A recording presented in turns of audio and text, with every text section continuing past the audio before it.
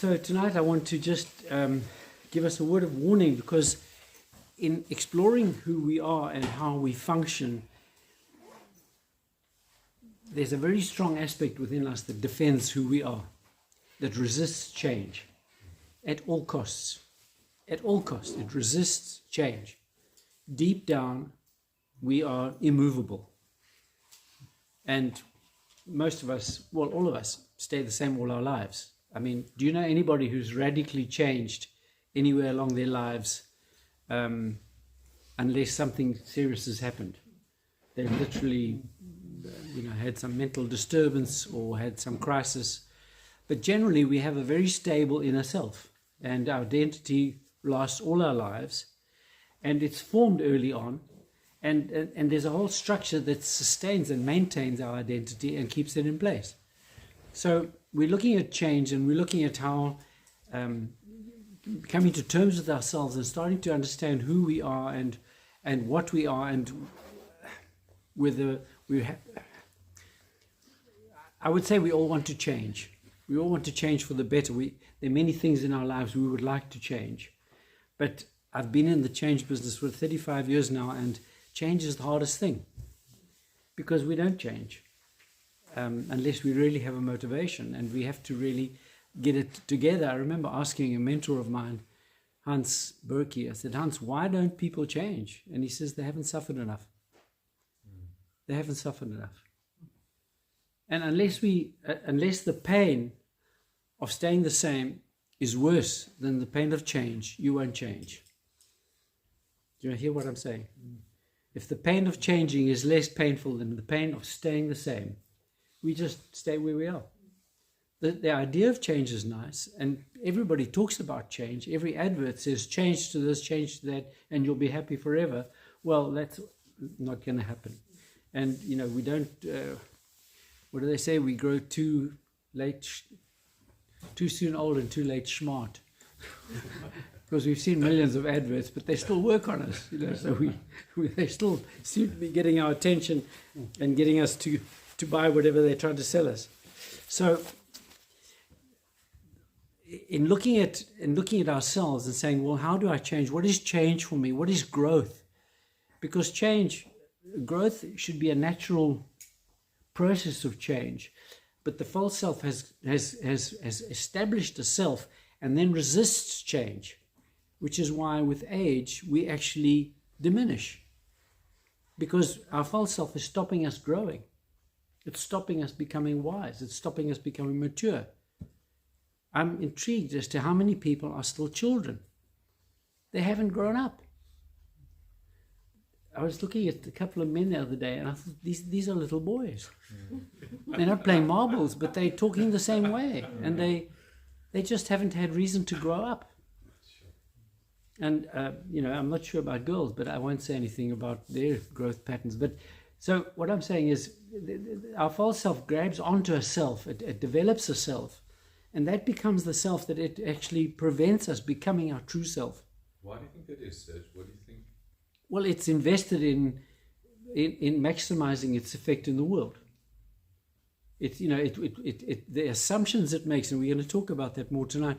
The assumptions it makes about how it has to act to maintain and sustain acceptance are actually erroneous assumptions. So, we try to stay looking 25 all our lives, as if it's ever going to happen. But many people, attempt it. They pull their skin up and they do all sorts of things to try but it doesn't fool anybody but themselves. So, the patterns we get into, it's the false self trying to maintain power, control, popularity, attractiveness, purchase with its in-group.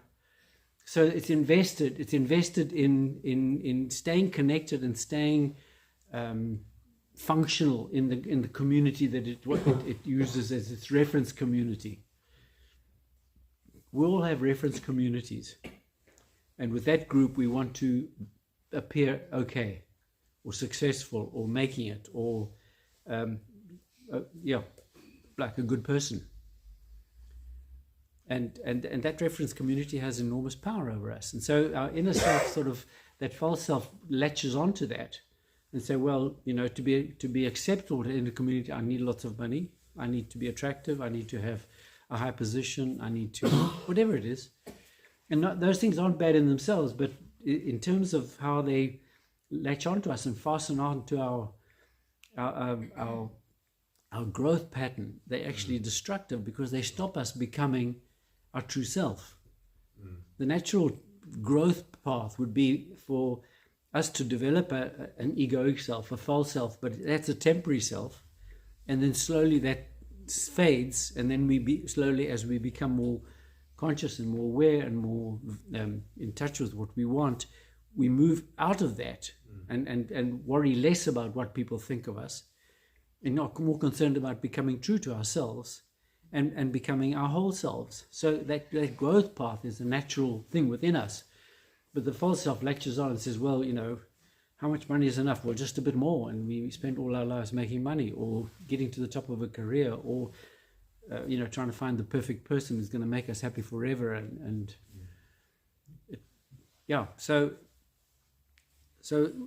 in facing ourselves, we're actually facing our own resistance. And we need to take that very seriously, because we're fighting ourselves. We're fighting that part of ourselves that doesn't want to change. We're fighting that part of ourselves that thinks it knows better, because what will so-and-so say if we're not this, and what will happen there if we're not that. So there's a very strong self that actually doesn't want to change, doesn't want to grow, doesn't want to mature. It just wants to stay top of the pile, whichever pile it refers to. And so we need to ask ourselves, why do I want to change? Or what is change about? Or what is my whole growth process about? What is my life about? Because growth is very much an aspect of, in the Bible, growth is very much an aspect of our becoming identity, of our life path.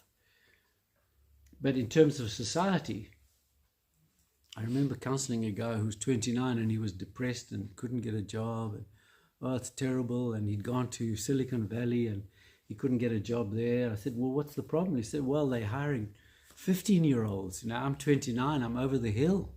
I thought, over the hill at 29, you got a long road ahead of you with nothing coming. But, in our world, what is the top age? 30, 35, 40, you're already getting past it.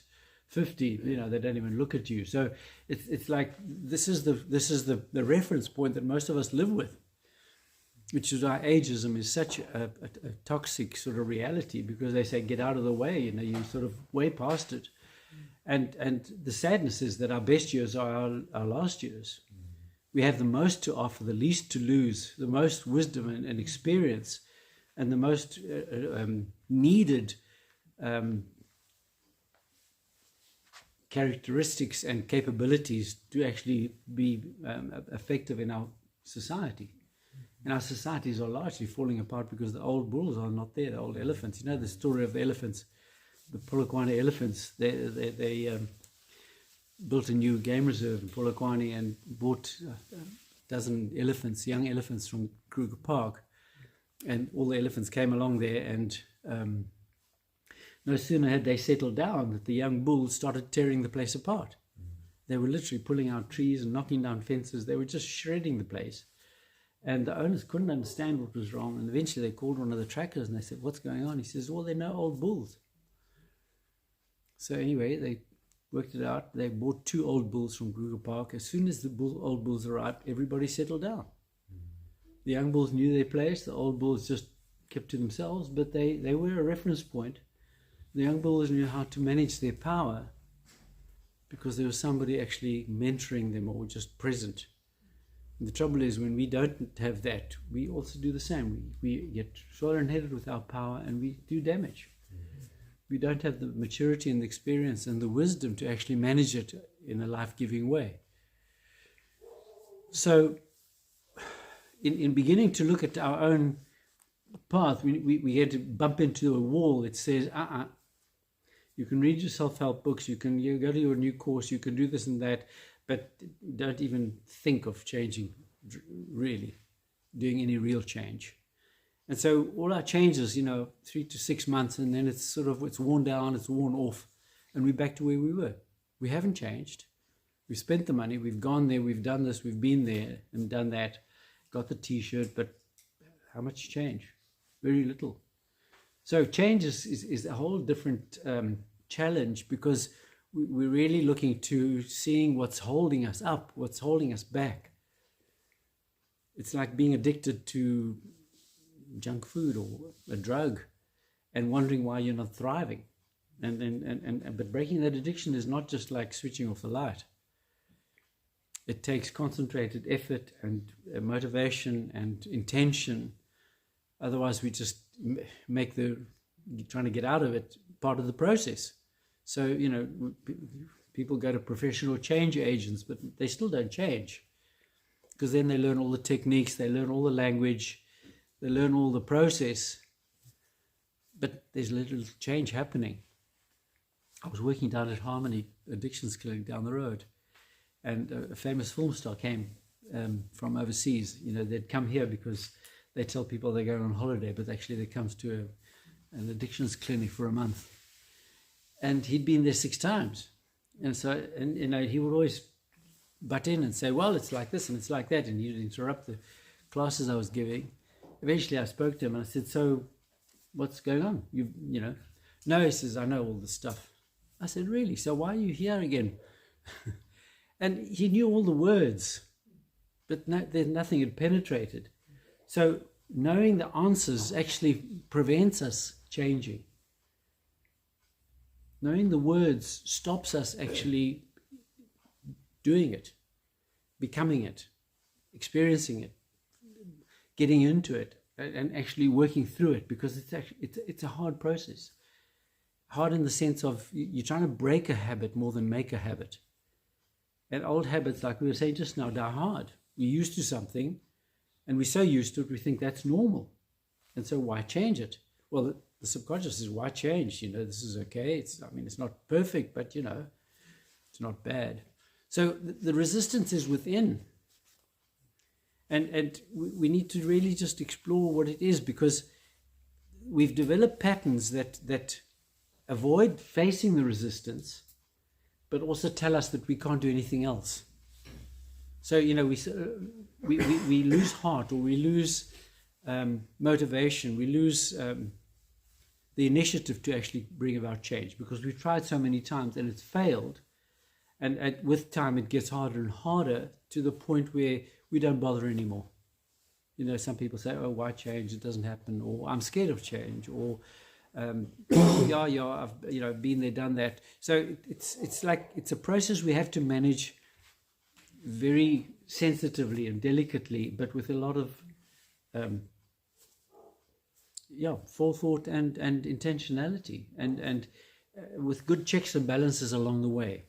If we aren't accountable to somebody, I don't know that it's possible to change. If we don't have an external reference point that actually monitors what we're doing, it's a bit like being a runner for the Olympics. If you don't have a coach who's watching you, who's timing you, who's constantly giving you feedback, why do you do, have you noticed?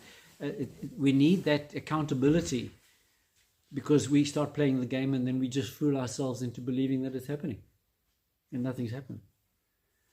So, as I said a few weeks ago, we are the easiest person to fool. And when we want something, we sort of manipulate our way through it, and actually then think, oh, well, it's not actually for me, and it never happens.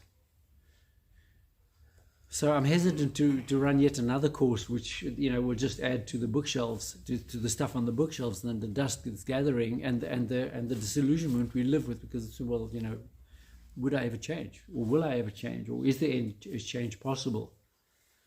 We lower our commitments to the point where they're so flat that we actually very little affects us.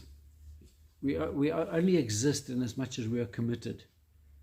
And when we spread our commitments out, we are committed to so many things that we achieve very few of them, or they're all small. We have to almost like gather our resources and commit to them, and actually say, this is what needs to happen. And for that to happen, I need to know what I want, Because if we're going out just not sure why we're going out, just because others are going out, or because, we want to change, or it's boring, or, some guys or women sort of walk out of a marriage because they said, oh, well, it's gone cold. Well, it's colder out there. It's like, do you know what you're doing? It's like, you've got to work this thing out. And it's our lives we're dealing with. Doing this course in 10 years' time and you haven't changed will be a lot harder. And then, one day we'll be having a funeral and we'll say, well, he lived a good life, but, he never did get where he wanted to go. So I don't want to be negative, but the other side of it is our imagination says, you want to change? No problem. Where do you want to go? Hawaii, Honolulu, or, the East? And our mind takes us there, but nothing's changed. Remember the Secret Life of Walter Mitty? He would imagine, he would get so bored with his work, his mind would just wander off, and he'd go there, and everywhere. And then he'd be living there for a while until the boss came and banged on his desk and said, hey, wake up. And he'd sort of realize it. So our mind will take us anywhere, and that also fools us because we think that we can go anywhere and we can change, and we imagine how nice it will be when we do change. And that further defeats the purpose, because then we think, oh, that's no problem. I'm going to get a new car, I'm going to get a new wife, and then I'll be happy, and we'll do this, and it'll be wonderful. Well, again, how long does that last? So it's just something we need to almost like develop in ourselves and say, well, what do I really want? And we can't ask ourselves that question often enough. What do I really, really, really, really want? If I had one thing that I could do with my life, what would it be? And we need to maybe make that decision early on, because from that will flow the other things. When we want too many things, I remember somebody doing an exercise with me, and my life was so full, and so I was so busy, and I couldn't service every need. And eventually I was sitting on the floor here, and I wrote on pieces of paper everything I was busy with, and eventually I had 16 things, important functions all around me. And he said, now take one out. Now take another one out. Take another one out. Take another one out. And I had to slowly, land up with one. And it was jolly hard. It was easy at first, lots of peripheral things, but as you get closer and closer, there were so many things that needed my attention, or that I couldn't say no to, or that I thought I had to sort of carry them all. But it was very helpful to say, what one thing is necessary? What one thing do I really need to get right? And then another I can add to that. But when I want to have 16 things all going at the same time, I'll be, running in circles, running myself ragged, and achieving none of them because I'm not committed. And we spoke a few weeks ago about living in a supermarket. It's like, what do you put in the trolley? We have so much choice that effectively we're spoiled for choice. We can do so much. We can, there's so much at our beck and call. But that actually makes it hard to choose anything properly, and hard to really say, this is what my life is about, and this is what I'm actually working towards. Apart from work, but even now work, if you've been in a job more than 2 years, people say, what's wrong with you? It used to be that you spent 40 years before you got your gold watch. Now it's the other way around. So I thought we should just, take stock of our own resistance patterns. And I'd like us to, I'll stop now, and I'd like us to reflect on a question. And the question is, what do you tell yourself? What do you tell yourself whenever something is happening? What do you tell yourself when you succeed? What do you tell yourself when you fail? What do you tell yourself when something goes wrong? What do you tell yourself when you're trying to justify where you are at this point in your life? What is our inner, because we keep talking to ourselves and explaining and justifying where we are. And that self-talk is largely responsible for our lack of engagement with our own development, our own growth. we might find we blame. Oh, they didn't do this, or they didn't do that, or I didn't know. Or we might find that we blame ourselves. Oh, I can never get anything right. I'm not good enough. I can't do it. I'm scared. We might not use those words, but that's the effect. I prefer what I'm comfortable with, what I know. I don't do what I don't know. So just to identify some of that self-talk, because that's what reinforces that resistance within to change. Maybe I have to prove this to those people, or maybe I've got to, be acceptable to those people. So what do they think of me? Are they thinking of me right now? Are they not thinking of me? What do they see? And so we're very much dependent on how we're seen, or what effect we have, or what we've produced. Or so that self-talk is the dynamic which actually reinforces our own resistance to our own growth, because it keeps bringing us to the false self, and the false self says, are we there yet? Are we impressing enough people? Are we making it? Are we rich enough, or influential enough, or comfortable enough, cozy enough? I mean, it might just be I don't feel like it, in terms of self-talk. Somebody says, come and do your call. Oh, no, I don't feel like it. I've done something like that, or whatever. Anyway, so just ask yourself, what about self-talk? And if you can get the words, it helps a lot. If you can actually hear the comment. Because every time, there's part of us that says, what about, the other part says, oh, no, but, the but. Yes, but. We've done it before and it didn't work, or what will they think of us, or whatever it is. Is that all right? Mm. Cool.